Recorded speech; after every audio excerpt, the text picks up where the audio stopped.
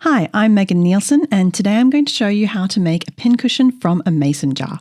I've made so many of these over the last decade, and they are as aesthetic as they are functional. This will help keep your pins all in one place, or you can make it as a handmade gift. If you choose a larger jar, you could fill it with other notions and tools, and it would make the perfect container for a sewing kit for any maker, a beginner or experienced. I made this pincushion jar for my youngest daughter so that she can keep her pins on top with an easy reach and her needles safely in the jar where no one can get stabbed with them.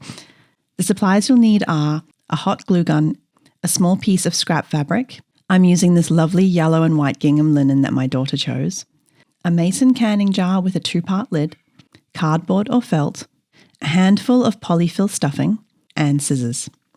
Here's how you do it. Cut a piece of cardboard or felt slightly smaller than the rubber ring on the inside of your lid.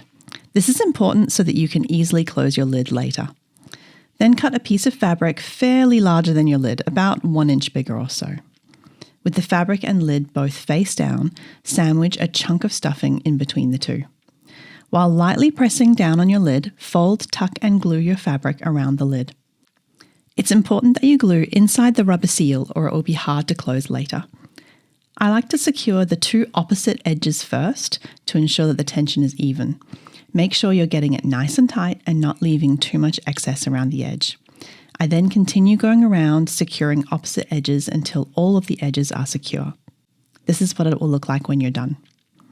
Your cardboard or felt is going to be used as a backing to simply cover over the unfinished edges and give it a clean, finished look. So add a little glue and attach your backing, making sure it's centered nicely. Apply hot glue to the inside edge of the lid ring and push the pincushion through the top so the two are securely stuck together. Screw the pincushion lid on your jar and you're done. Fill your jar with pins or buttons or fill with some basic essential sewing tools and give it as a gift.